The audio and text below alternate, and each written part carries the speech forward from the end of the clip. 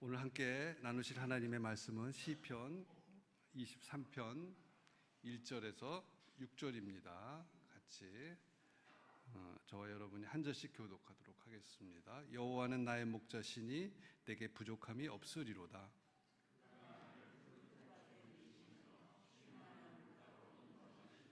내 영혼을 소생시키시고 자기 이름을 위하여 의의 길로 인도하시는도다.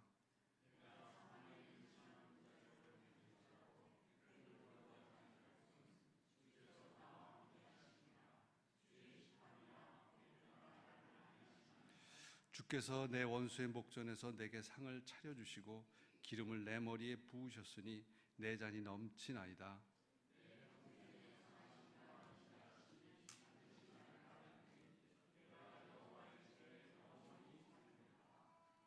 아멘.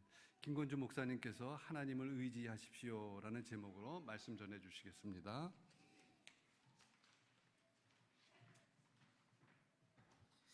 네, 새해 들어와서 1월달 제가 시편 23편 계속 살펴보고 있는데 이제 오늘 마지막입니다.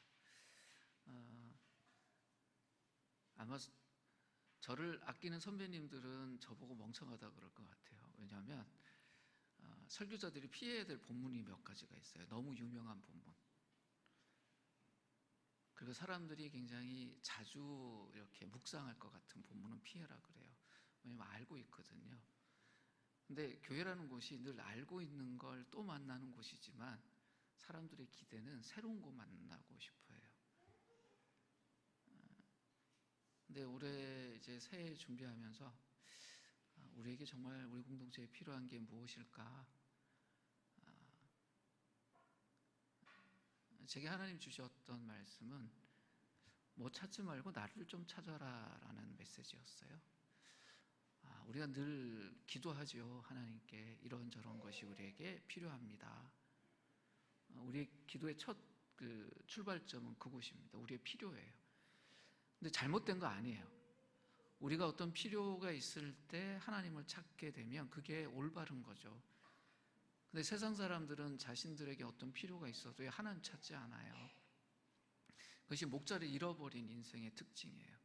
그러니까 양이라면 자기에게 문제가 생겼을 때 목자 찾아야 되잖아요. 근데 요즘 세상의 특징이 어떠냐면 스스로 목자가 되어 있어요. 그러니까 얼마나 힘들겠어요. 세상에 살다 보면 어려운 일 생기면 스스로 해결해라, 스스로 해결해야 된다, 그것이 올바르다, 그것이 뭐 능력 있는 것이다, 그것이 제대로 된 것이다. 세상의 절반의 사람들은 그렇게 살아요. 신 없이 사는 사람들. 그분들의 인생이 어떨까요?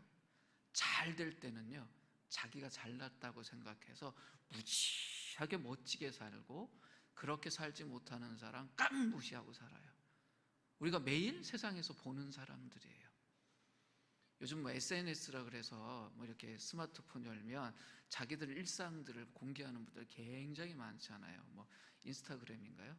거긴 또 사진 안 올리면 글도 안 올라가잖아요. 영상하고 사진이 있어야만 올라가더라고요. 거기 보세요.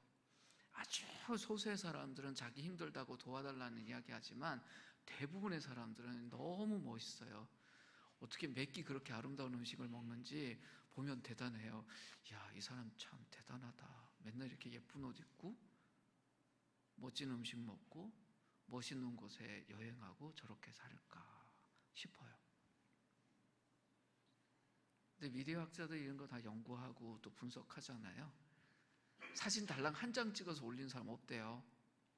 음식 사진이고 자기 옷 입은 사진이고 한 수십 장 찍어서 그중에 제일 잘 나온 거, 다른 사람들에게 보여주고 싶은 거 보여주고 살아요. 스스로 목자가 된 사람들의 특징이 뭐냐면 자기 증명하려는 거예요. 나 이만큼 살고 있어. 참 피곤하죠. 근데 목자가 있는 사람들 중에도 그런 인생 사는 사람들이 있습니다. 그냥 한국 이야기만 하죠. 가나안 성도라고 불리는 분들이 많게는 200만이라 그래요. 작게 보는 분들은 최소 30만이라고 합니다. 하나님을 믿고 하나님을 목자로 선택하고 따르는 사람들 중에 최소 30만, 최대 200만의 사람이 목자 없는 것 같은 인생을 살고 있어요. 어떨까요? 토요일 날 내일 어느 교회 가지? 아유 집에서 어느 교회 사이트 찾아봐야 되겠다. 마음이 어떨까요? 그분들의 심정을 우리는 좀 경험을 했기 때문에 압니다. 지금 세상이 이렇게 됐어요.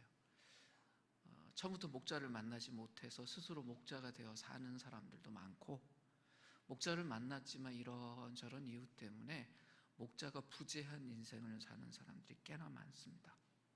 그것이 우리가 지금 만나고 있는 2024년의 모습입니다. 우리 앞서 하나님을 섬기고 하나님을 만나고 하나님을 의지하고 하나님을 따르며 살았던 다윗이라는 삶과 인생의 선배가 들려준 이 시편 23편에서 우리에게 하는 말이 뭐냐면, 우리에겐 정말 목자가 필요하다는 거예요. 시편 23편의 주제를 4개로 정리할 수 있다고 말씀드렸습니다. 첫 번째가 뭐냐면 하나님이 참 목자시다예요. 근데 이 말에는 전제가 있어요.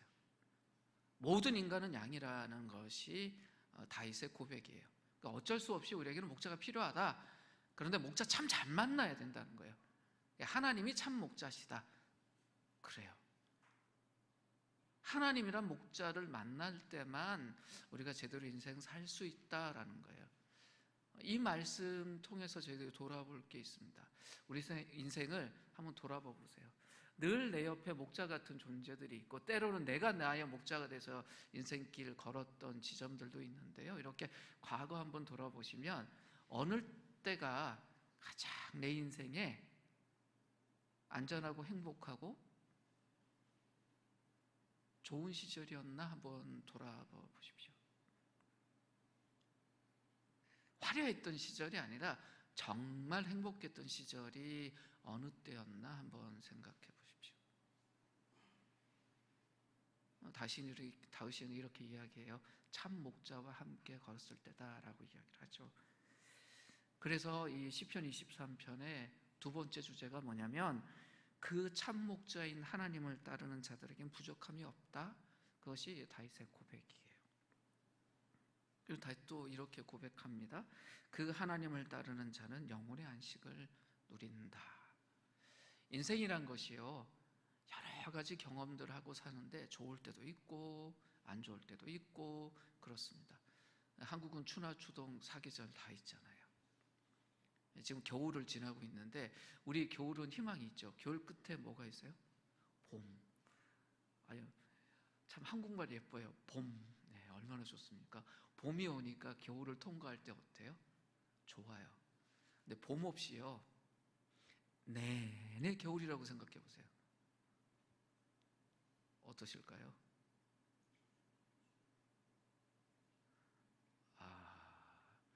스키도 하루 이틀 타는 거지 내내 타려면 힘들어요. 봄. 어려운 삶 속에 하나님 주시는 안식을 누리고 경험하는 것, 그것이 얼마나 중요한지에 대해서 다윗이 고백합니다. 일요일이라는 게 우리에게 없으면 어떨까요? 그러니까 달력에 빨간 글자가 하나도 없다. 윤 장로님 지금 너무 싫으실 것 같아요. 그죠? 지금 일주일 내내 혼자 지금 병원을 살피셔야 되는데, 만약에 일요일도 없어서 오늘도 근무하신다, 어떠세요? 네. 왜 저런 소리 하냐 이러실 거예요. 사람이 기계가 아닙니다. 우리에게 안식이 필요해요. 근데 절대적인 안식이 필요합니다. 내가 만들 수 없는 안식. 다윗은 정말 자기 인생 속에 그런 안식의 지점들이 있길 바랬어요. 늘 마음이 쫓기고 불안한 사람이었어요. 삶이 평탄하기만 한 사람은 아니었습니다. 우리가 참 경험하기 어려운 일을 경험한 사람이에요. 아들이 네 자리 내놔라 하고 내란을 일으켜서 그 아버지 죽이겠다고 전쟁 일으킨 그런 경험을 한 것이 다윗이에요. 그 마음이 어땠을까요? 근데 그 다윗이 고백하는 게 뭐냐면, 그 목자 때문에 나에겐 안식이 있었다 고백합니다. 시편 23편의 네 번째 주제가 뭐냐면 그 하나님과 함께라면 죽음의 길도 두렵지 않다라는 고백이에요.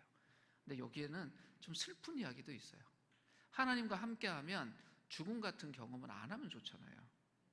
그러면 이렇게 고백했으면 어떨까요?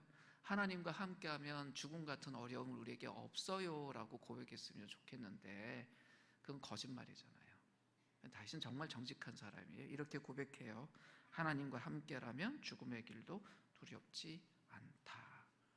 하나님이 목자가 되셔서 인도하시는 그 길이 평탄한 길만은 아니라는 거예요.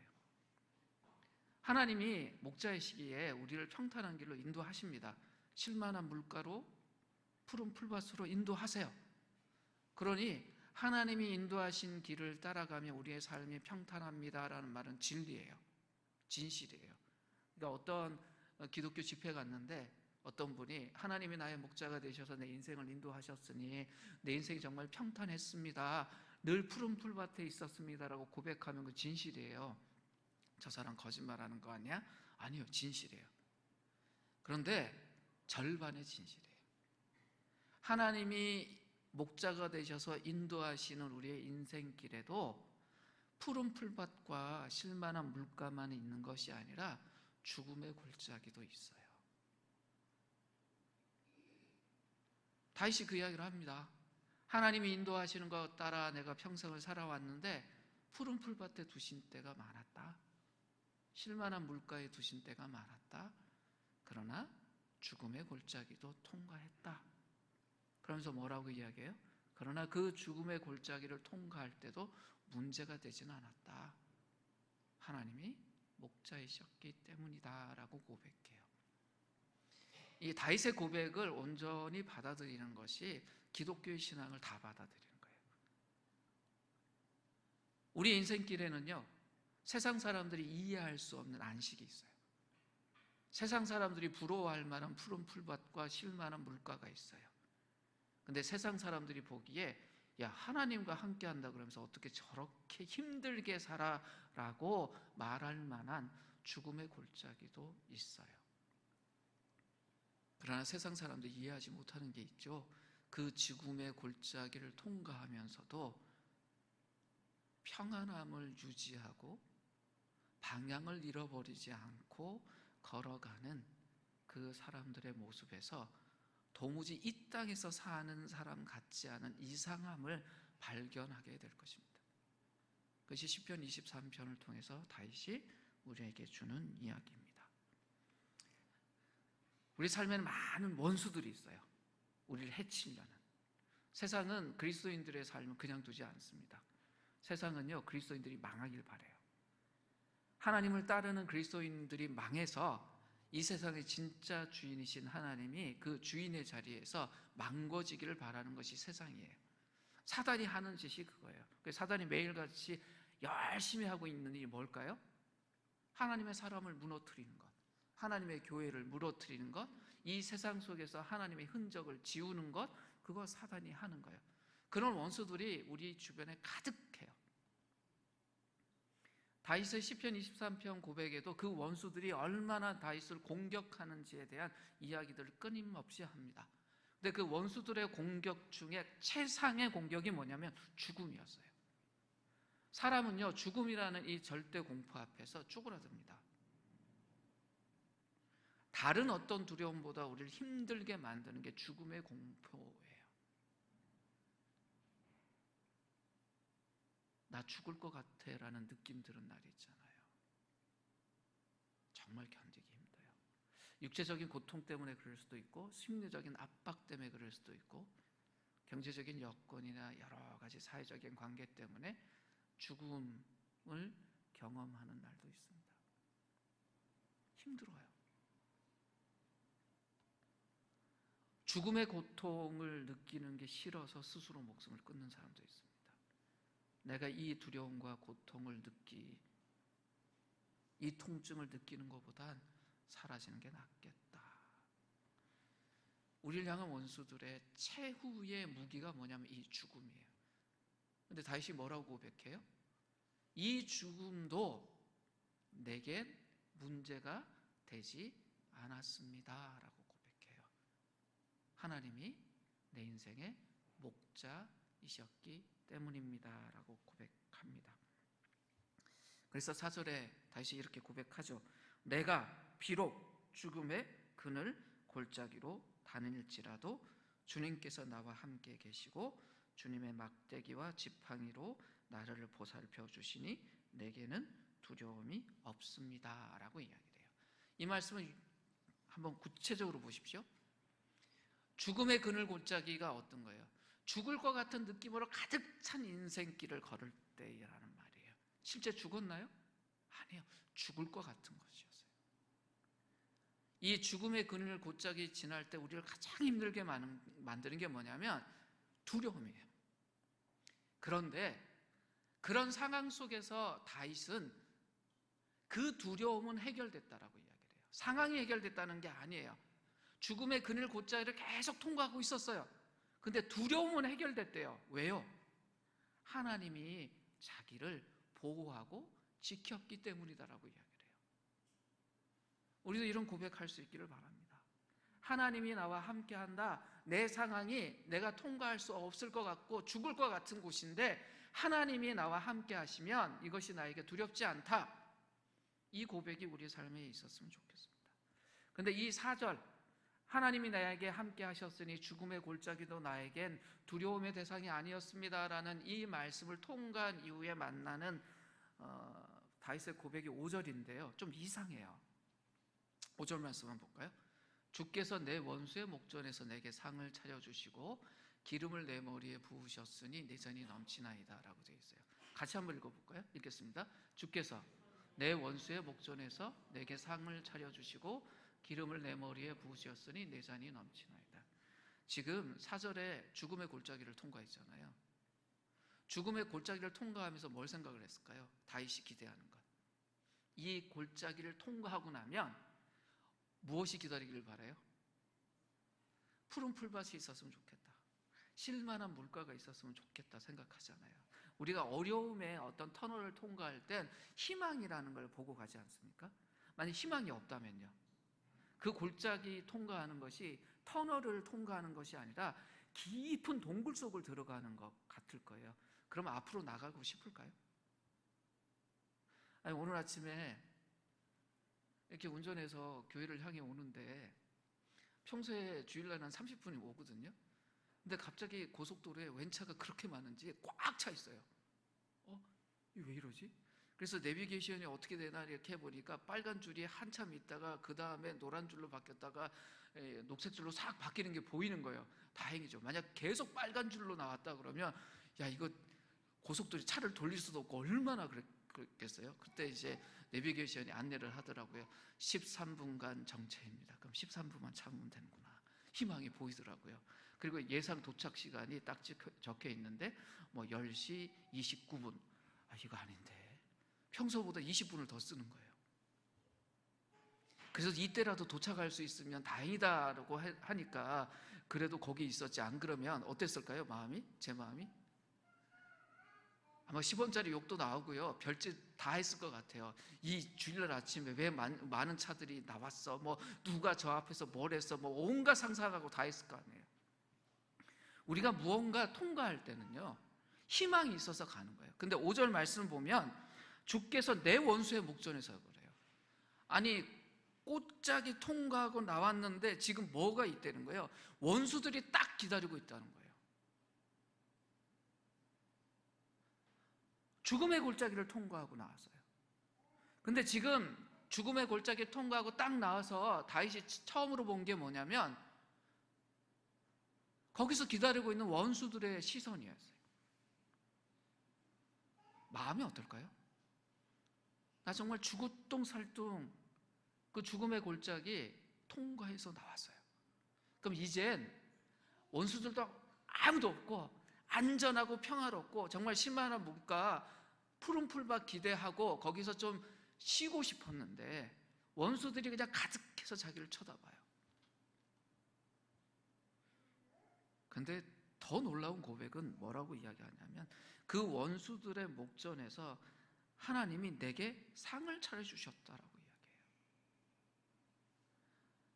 하나님이 식탁 차려놓고 그 죽음의 골짜기 통과하고 나온 다윗에게 여기 식탁에 앉아라, 식사하자라고 이야기하시는 거예요. 참 놀라운 일입니다. 전쟁터 한가운데 식탁이 차려져 있고요, 거기서 밥 먹자 하시는 거예요. 근데 이것이 그냥 작은 식탁이 아니에요. 연회예요. 그러니까 큰 상 차려놓고요, 그 식탁에 다윗 앉으라 그러고, 야, 너 죽음의 골짜기 통과한다고 수고했다, 이제 먹고 즐겨라 라고 이야기하시는 거예요. 그 장면을 원수들이 다 쳐다보고 있어요. 어떨까요? 하나님이 원수들을 더 자극하는 거죠. 다윗을 그냥 죽일 듯 달겨드는 그 원수들이 죽음의 골짜기에서 다윗이 자빠지고 죽기를 바랬을 거 아니에요. 근데 통과해서 나왔어요. 그러니까 그 원수들이 어떤 눈으로 봤을까요? 더 죽이려고 그냥 뭐 밝은 눈으로 봤겠어요. 다윗 너 잘 통과했다 이렇게 봤겠어요? 저게 통과를 했네. 딱 쳐다보고 있는데 그곳에 하나님이 식탁을 차려놓고 다윗을 거기에 딱 앉혀놓고 큰 잔치를 베푸세요. 원수들이 어떨까요? 더 자극되죠. 그런데 하나님은 개의치 않으세요. 다윗의 고백이 어때요? 내 잔이 넘쳤다라고 이야기를 해요. 물 한 잔 딱 마시고 내려놨더니 그 잔이 빈 걸 알고 하나님이 그 잔치자리에 시중들게 한 그 존재들이 그 잔을 계속 부어주고 그 잔치를 아주 거대하게 만들었다. 이것이 다윗의 고백이에요. 놀랍지 않습니까? 우리가 죽음의 골짜기 같은 거 딱 통과하고 나면 우리가 하는 게 이젠 살았다, 이제 나 좀 숨 쉴 수 있겠구나, 딱 이런 거예요. 그런데 그 앞에 원수들이 딱 쳐다보고 있으면 아이쿠, 야, 나 이거 피했는데 이거 또 뭐야, 앞이 깜깜할 거 아니에요. 그 상황을 노래한 것이 이거예요. 내 원수의 목전이다. 이 원수들이 5절에서 첫 만난 게 아니에요. 이미 앞에 있었어요. 우리 인생이 그렇습니다. 힘겹게 어떤 과정을 통과하고 나면 또 다른 어려움을 또 만납니다. 근데 그 자리에서 목자가 없다면 양이 할 수 있는 일이 뭘까요? 죽는 거예요. 정말 힘들어 그 목자의 인도를 따라서 그 어려운 길을 참 조심 어렵게 통과해 왔는데, 통과 난 이후에도 원수들이 가득하고 나를 노리고 있다. 그럼 양이 할 수 있는 일이 뭘까요? 죽을 일밖에 없어요.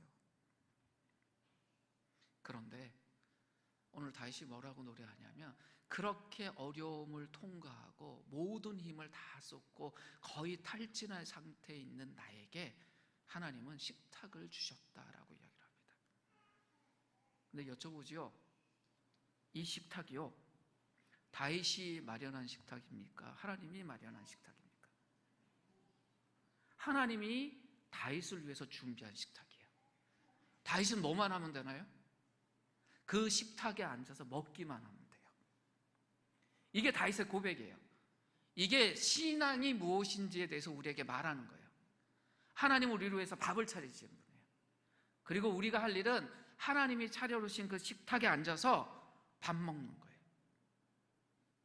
근데 그 주변은 어떻다고요? 원수들이 다 쳐다보고 있어요. 공동번역 성경에 보면 이 5절 말씀이요, 정말 실감나게 번역되어 있어요. 같이 한번 읽겠습니다. 시작. 원수들 보라는 듯 상을 차려주시고 기름 부어 내 머리에 발라주시니 내 잔이 넘치옵니다. 이렇게 되어 있어요. 하나님 어떤 분이냐?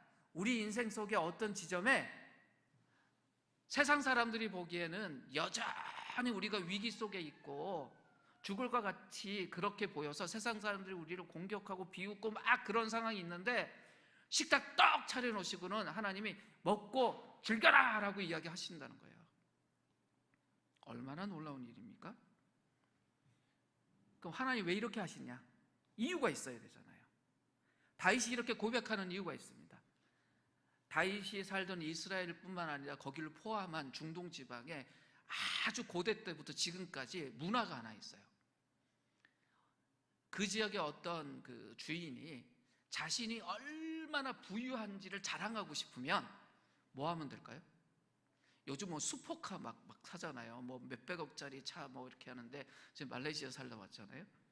근데 말레이시아 조호바루라는 곳에 이렇게 그 지역의 왕의 아들인 왕자가 지금 이제 말레이시아 그 축구 협회의 회장이에요. 근데 이분이 되게 부자래요. 지금 이제 말레이시아 축구 대표팀 감독이 한국 분이시잖아요. 김판곤 감독님 만나서 이렇게 들어보니까 이 사람이 자기 부를 자랑하는 것이 자기 인생의 낙이래요. 그래서 그 왕자 집에 초대하더래요. 그러면서 제일 먼저 어디를 데려갔냐면 주차장에 데려갔답니다.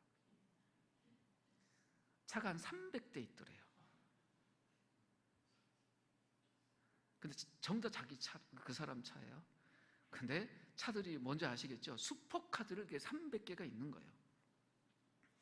그리고는 그거 보라고 한 대 주지도 않고 자랑질하는 거죠.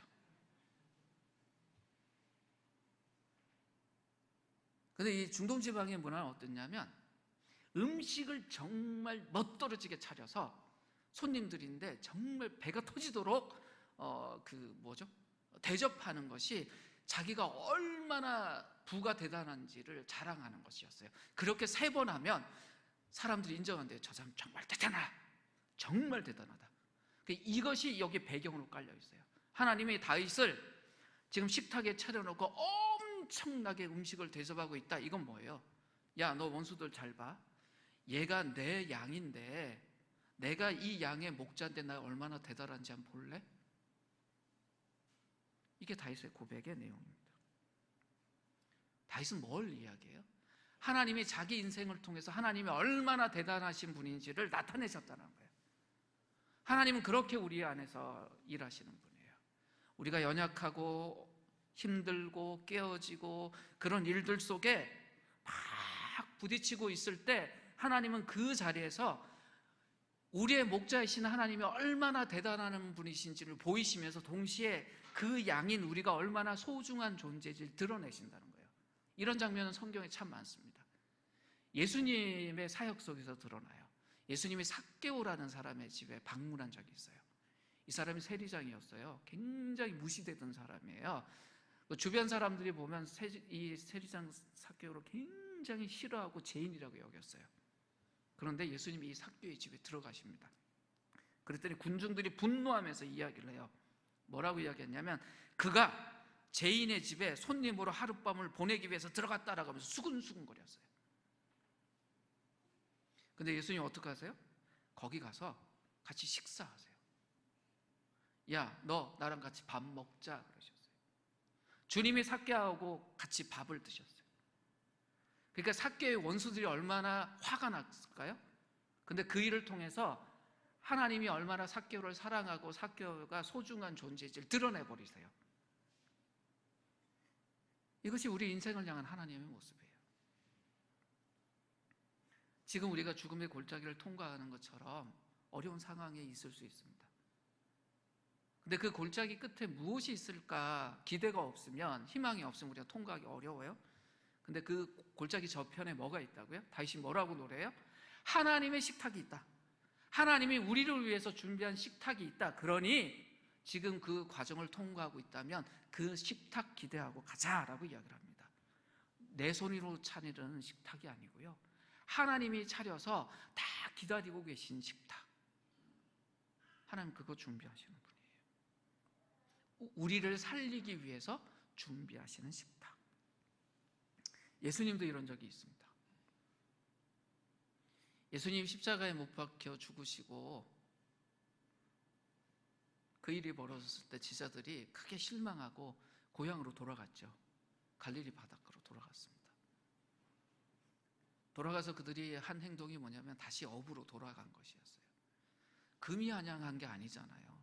그분들이 다시 어부로 돌아간 건 예전에 우리가 얼마나 멋진 어부였는지를 증명하기 위해서가 아니라 생존을 위한 선택이었어요. 바닷가 나가서 열심히 그물 던졌습니다. 근데 그들에게 돌아온 건 뭐였냐면 빈 그물이었어요. 어부들이 하루 왼종일 수고했는데 돌아온 게 빈 그물밖에 없으면 그들이 어때요? 자, 모든 거 다 버리고 부모도 버리고 자식도 버리고 집 떠났던 사람들이에요. 예수가 그리스도라고 해서. 그리고 3년 만에 고향을 돌아왔는데 그 주인이라고 했던 그분은 십자가에 처형돼서 죽었고, 자기들 돌아와서 다시 업으로 돌아왔는데 빈 구물이 돌아왔어요. 어땠을까요? 허탈할 겁니다. 또 그 남장네들 쳐다보는 사람들의 눈빛은 어땠을까요? 아마 그랬을 겁니다. 근데 그 날 부활하신 주님이 이 제자들을 찾아와요.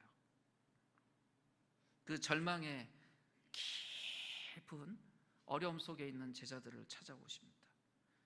그리고 그 제자들에게 예수님 하신 이야기가 뭔지 아세요? 참 놀랍습니다. 와서 아침 먹어라 였어요. 요한복음 20장 12절에 보면 예수께서 그들에게 말씀하셨다. 와서 아침을 먹어라 였어요. 제자들이요, 그 갈릴리 바다에서 조업 끝내고 딱 오니까 바닷가에 숯불이 하나 보여요. 주님이 준비해 놓으신 숯불이에요. 근데 그 숯불 위에 고기랑 떡이 익고 있어요. 그리고는 아침 먹어라라고 이야기하셨어요. 이 아침 먹어라라는 말을 시편 23편의 언어로 고치면 뭘까요? 주님이 내게 상을 차려주시고라는 거예요. 하나님 지금 우리 인생 안에서 뭐 하실까요? 우리를 위한 식탁 차려놓으시고 뭐라고 말하세요? 얘야 와서 아침 먹어라 하고 계세요. 매일. 우리가 그 음성을 들어야 될까요? 들어야 돼요. 그 음식 들었으면 어떻게 됩니까? 그 식탁에 앉아서 그거 받아 먹어야 돼요. 하나님 우리 인생 속에서 하시는 일이 그거예요. 식탁 차려놓고 얘야 이거 먹고 살자라고 해요. 그거 먹어야 살 수 있다라는 걸 하나님 아시기 때문이에요. 선한 목자이신 하나님은 우리가 만나고 있는 상황을 그냥 쳐다보고 그 속에서 우리가 버티는지 안 버티는지 그냥 쳐다보시는 분이 아니라 우리가 그걸 이겨낼 수 있도록 식탁 차려놓으시고 먹을 거 먹이시는 분이에요. 그러면 우리는 뭐 해야 되냐? 그분이 우리를 위해서 준비해서 먹으라고 하는 그걸 먹을 수 있어요. 그래야 우리가 살아요. 우리 공동체가 올해 매일 아침에 매일 묵상도 하고 공동체 성경 읽기도 열심히 하잖아요. 그게 뭘까요? 매일 하나님이 우리를 준비하신 식탁이에요. 하나님 우리인데 뭐라 그래요? 얘야 아침 먹고 살아라, 아침 먹고 일하자 이렇게 이야기하시면 우리 어떻게 해야 됩니까? 그 식탁에서 한 숟갈이라도 떠야 돼요. 그래야 살아요. 하나님이 원수들 목전 앞에 만들어줬던 그 식탁을 위해서 다윗이 한 것은 아무것도 없었습니다. 베드로가 한 것도 아무것도 없었습니다. 그냥 하나님이 주님이 준비해 주신 그 식탁에서 잘 받아 먹었습니다. 그럼 신앙이 뭐예요? 하나님이 준비해 주신 식탁에서 잘 받아 먹는 거예요. 신앙 좋은 사람의 특징이 뭐냐? 하나님이 나를 위해서 만들어 주신 식탁에 앉아서 잘 받아 먹는 거예요. 스스로 평가해 보세요. 나는 하나님의 식탁에 앉아서 하나님이 나를 위해서 준비하신 거 잘 받아 먹고 있는가? 거기 앉아서 이런 생각하시면 안 돼요. 아유, 준비한 것도 없는데 이렇게 음식 차려주셔서 죄송해요. 팁도 못 드리고 이거 식사비는 얼마나 내야 되나요? 이게 종교생활이에요. 세상은 이걸 해요. 신과 거래해요. 야, 신이 이렇게 나에게 좋은 식탁 주면 난 얼마나 토해내야 되는 거야? 이건 종교예요. 근데 기독교를 복음이라고 그러잖아요. 하나님이 다 하셨어요. 그리고 하나님 우리에게 뭐라고 해요? 먹고 즐기라고 그러세요. 원수들이 이 상황을 쳐다보고 있더라도 뭐 하라고요? 하나님이 주신 이 식탁 잘 받아 먹어라. 그러니 이게 은혜죠. 그러니까 우리가 할 게 감사밖에 없죠. 그러니까 감격스러운 그 느낌 갖고 살 수 있는 거예요. 다시 그 이야기를 합니다. 근데 다윗이요, 오늘 이것만 이야기하는 것이 아니라 그 식탁만 우리를 기다리고 있는 것이 아니라 또 하나가 우리를 기다리고 있다라고 이야기하는데 그게 뭐냐면 하나님의 식탁과 함께 하나님의 기름이 우리를 기다리고 있대요. 양이요, 그 죽음의 골짜기 통과하고 나와서 식탁에 앉아서 식사하고 있는데 좀 식사하고 좀 지나고 나니까 목자가 와서 그 양의 머리에 기름을 발라요. 양의 머리에 기름을 왜 바를까요? 저는 이런 상상도 해봤어요. 이제 양이 배불리 먹고 했으니 이제 기름 발라서 튀겨 먹으려나? 아니 이게 의미를 모르니까 제가 무슨 목동도 아니고 양도 아니잖아요. 이게 뭘까? 그래서 봤더니 이게 치료하는 거예요. 목동들이 진짜요, 작은 병에 기름을 가지고 다녀요. 근데 이게 뭐냐면 양들이 눈도 좀 근시라서 잘 안 보이고 막 하잖아요. 그러면 목자 따라오긴 하는데 이런 데 쳐박고 하다 보면 이 머리 쪽에 상처 입을 수 있잖아요. 그 상처를 치료하기 위해서 기름을 발랐어요. 죽음의 골짜기를 통과하는 동안 그 두려움 속에 먹지도 못하고 얼마나 힘들었어요? 그러니까 통과하고 나니까 이제 쉬자, 이제 먹어라 하고, 근데 그 양이 먹는 동안 목자의 눈은 계속 뭐만 쳐다봐요? 양의 상처를 봐요. 저거 치료해줘야 되는데, 저거 치료해줘야 되는데. 다윗은 치료의 하나님을 경험해요. 자신의 상처받은 마음, 상처받은 몸, 그 모든 것을 쳐다보고 계신 그 하나님, 쳐다만 보는 것이 아니라 손 내밀어 기름 바르며 치료해 주신 하나님을 경험했어요. 다윗이 푸른 풀밭에서만 살았다면, 실만한 물가에서만 살았다면 이 하나님은 경험하지 못했을 거예요. 근데 죽음의 골짜기를 통과하면서 여기저기 쓸리고 부딪히고 그러면서 갖게 된 그 상처 때문에 하나님을 만나요. 치료의 하나님을 만나요. 우리 인생이 그렇습니다. 살다 보면요, 경험하고 싶지 않은 것들 경험해요. 누가 자기 몸에 상처 입기를 바라겠어요? 우리 인생에 상처 생기지 않는 게 좋은 거예요. 치료의 하나님 만나고 싶으니 내 몸에 상처 좀 내주세요, 내 인생에 상처 좀 내주세요, 이건 정말 멍청한 거야. 시편 23편이 그걸 꿈꾸라는 게 아니에요. 치료의 하나님 만나고 싶으면 어디 죽음의 골짜기 가서 머리 쳐박으세요, 이 이야기하는 것이 아니라, 우리의 인생이란 것이 어려움이 있고 상처일 수밖에 없는데 그것을 통해서 치료의 하나님 만났다라는 고백이에요. 우리가 앞으로 천국에 가면, 천국은요, 우리가 치료받을 이유가 없는 곳이에요. 상처 입을 일이 없으니까. 우리의 마음도 우리의 몸도 정말 평안하고 가장 충만한 행복 속에 있을 곳이에요. 그런데 이 세상은요, 비록 우리가 하나님의 사람으로 살고 천국 백성으로 살지만 이 세상의 우리의 삶은 어떻습니까? 끊임없이 어떤 곳이에요? 상처 입을 곳이에요. 그러니 다윗이 무슨 이야기를 하는 거예요? 내가 푸른 풀밭에서도 살아봤고 실만한 물가에서도 살아봤고 죽음의 골짜기도 살아봤는데 그 모든 과정 속에 하나님이 내 목자가 되시니 이제 나는 두려움이 없다라고 이야기하는 거예요. 어디 있던 어떤 경우를, 어떤 상황을 부딪혀도 이제는 상관없다. 내 과거가 그랬으니 앞으로 내 미래에 어떤 상황이 다가올지라도 큰일 아니다라고 이야기하면서 자신과 같이 하나님을 따르는 후배들에게 이 이야기를 하는 겁니다. 그러면서 무슨 이야기 할까요? 배고프면 하나님 주시는 음식 먹으면 돼. 아프면 울면 돼. 상처 입은 거 있으면 하나님 앞에 보여주면 돼. 무슨 말입니까? 제발 하나님 앞에서는 잘난 척하지 말자. 왕이었어요. 사람들의 눈에 다윗이 어떻게 보이기를 바랬을까요? 번듯하게 보이기를 바랬을 거예요. 골리앗보다 더 멋지고 사울보다 더 멋지고 압살롬보다 더 멋지고 더 믿음직하고 더 잘나고 더 멋진 사람으로 보이기를 그 사람들 다 쳐다봤을 때 거기에 부응하고 싶었을 거예요. 근데 다윗의 고백은 어때요? 있는 그대로 자기 자신을 드러내요. 마치 의사 앞에 있는 환자가 청직이 딱 된 순간 의사 선생님이 뭐라고 이야기하면 나 괜찮아요 라고 입증하고 싶잖아요. 아프면서도. 저도 그렇거든요. 제가 왜 그럴까 했더니 아프면 평소에 내가 잘못 살아서 뭔가 문제 생긴 것처럼 보일까 봐, 아니요, 저 안 아파요. 저 그런 스타일이에요. 여기 아프시죠? 그럼 아니요. 여기 통증 느끼시지? 아니요. 근데 표정은요 일그러지고 있거든요. 의사 선생님 뻔히 알아요. 아프면 아프다고 이야기하세요. 그러면 전 안 아픈데요. 그럼 뭐라고 그러냐면 통증을 못 느끼세요? 아니요, 아파요. 그제서야 이야기를 해요. 다윗이 뭐라고 이야기하냐? 하나님 우리 의사다. 우리가 어디 아픈지 정확하게 알고 계시다. 그러니까 드러내 보이고 그분의 치료를 받아들여라 라고 이야기하는 겁니다.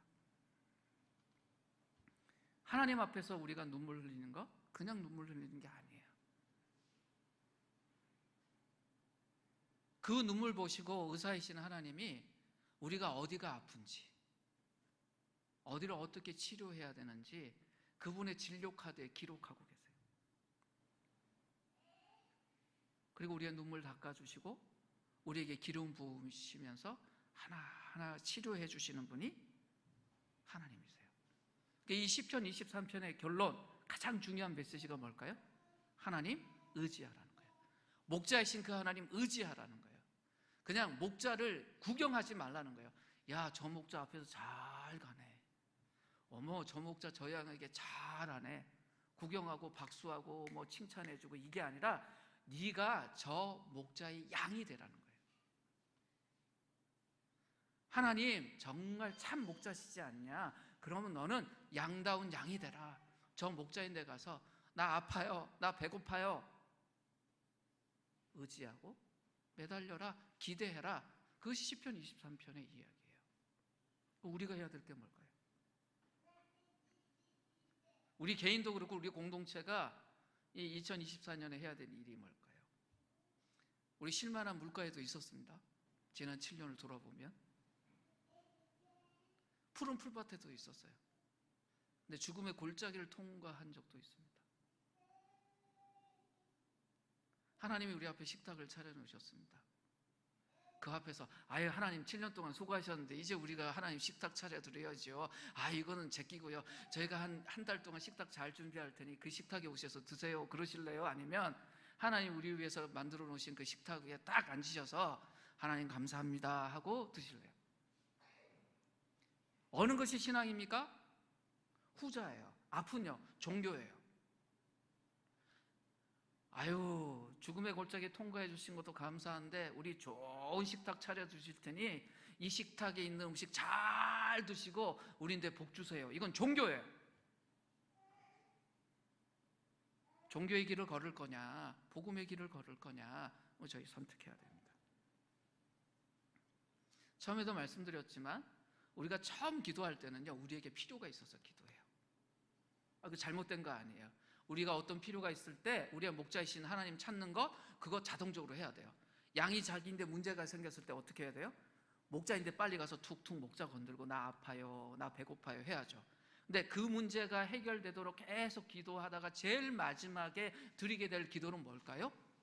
아, 이 목자에게 내가 더 가까이 가기만 하면 내 인생 괜찮아지겠네 를 느끼고 그것을 적용하는 거예요. 똑똑한 양은 어떤 양이에요?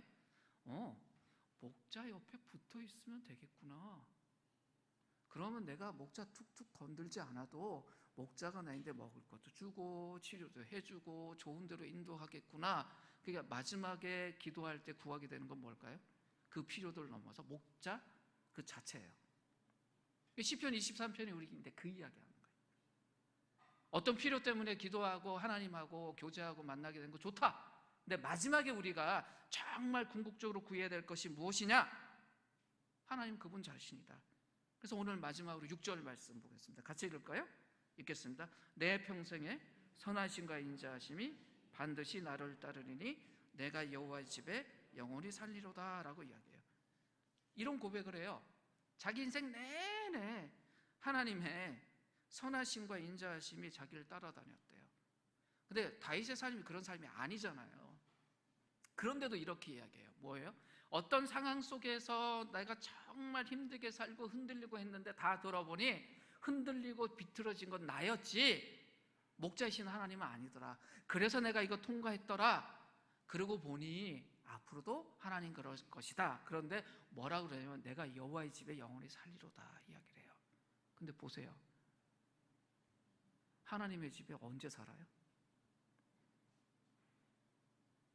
다윗 같은 경우는 죽어야 사는 거잖아요.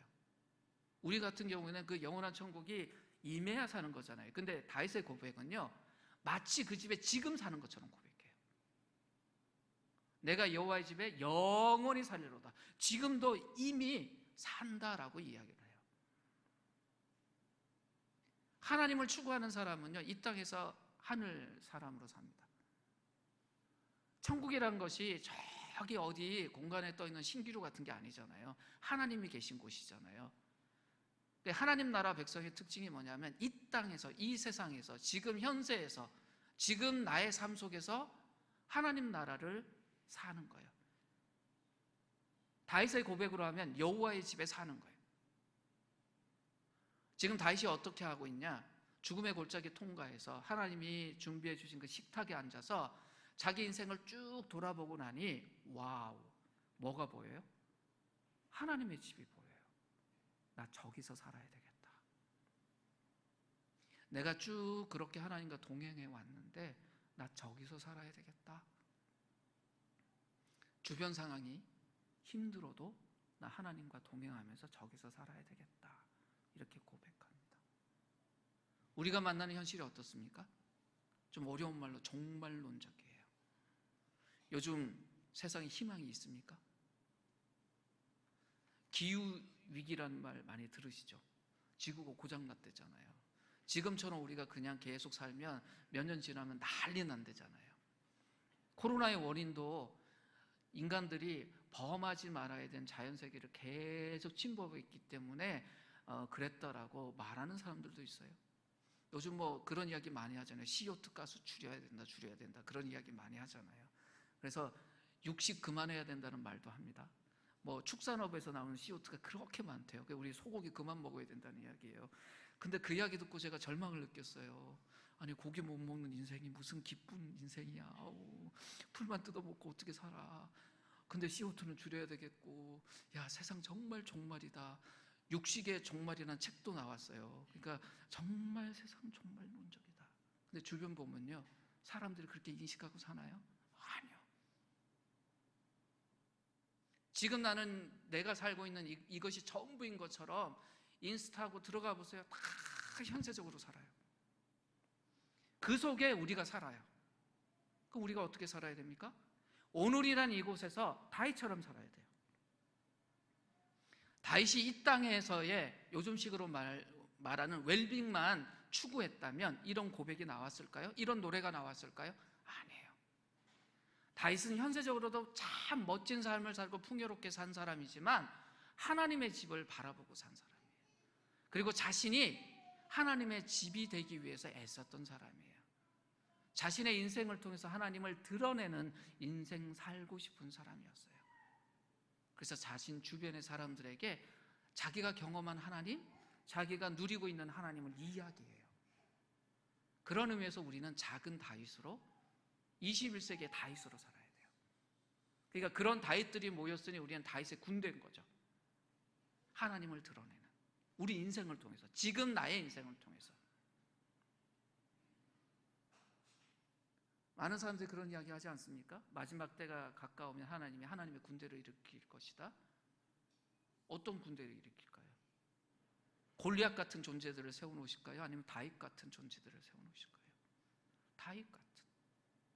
이 시편 23편의 고백을 하는 다윗 같은, 이런 삶을 사는 다윗들을 세우실 거예요. 저는 한빛 공동체가 그런 다윗의 군대 중에 한 중요한 역할을 하는 공동체라고 생각합니다. 오늘 대표 기도하시면서 그랬어요. 우리 공동체가 비록 작다고. 예, 다윗입니다. 작지만 강할 수 있고요. 작지만 세상을 이깁니다. 다윗이 노래했던 그 노래처럼 우리는 다윗입니다.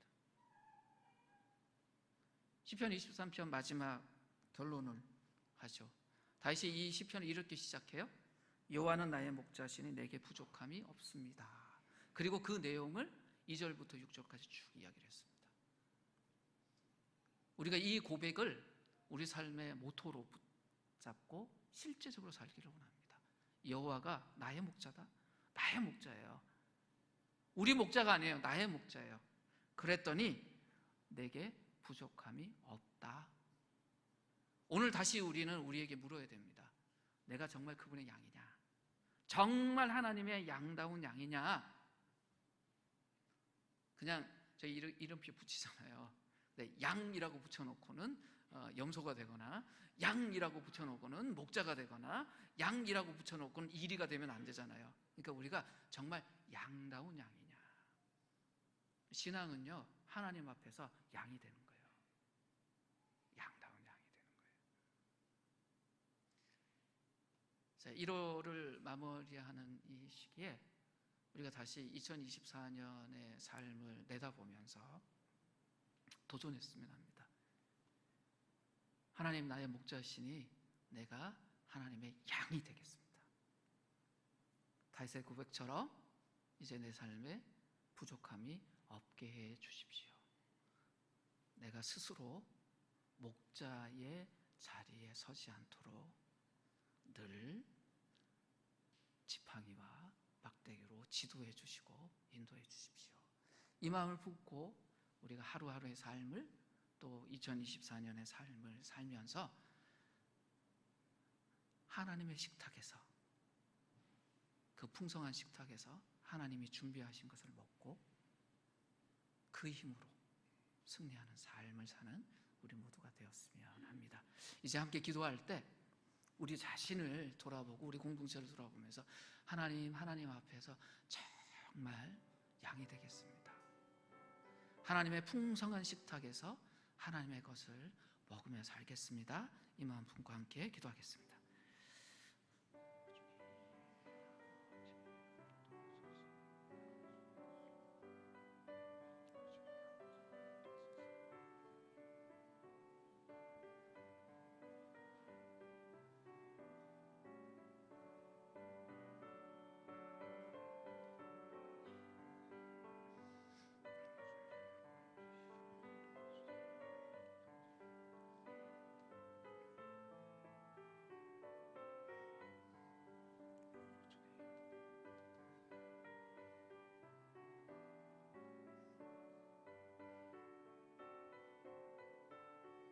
하나님, 그 인생의 바닥까지 내려갔던 다윗이 더 내려갈 수 있는 자리도 없던 그 다윗이 바로 그곳에서도 본의를 지키고 함께 하셨던 하나님을 경험하고 난 뒤에 이 시편 23편에 고백을 했습니다. 자신의 평생에 하나님의 인자하심과 선하심이 함께했다. 그러니 그 목자이신 그 하나님을 따르며 살겠다. 자신의 모든 후배들에게 이것을 남기며 하나님을 주목하고 하나님께 의지하며 하나님을 기대하며 살라고 하는 이 말에 우리가 우리의 인생과 우리의 공동체를 드리며 정말 하나님을 의지하고 하나님을 기대하고 하나님을 갈망하고 하나님을 바라보며 사는 우리 개인과 공동체가 될 수 있게 하여 주시옵소서.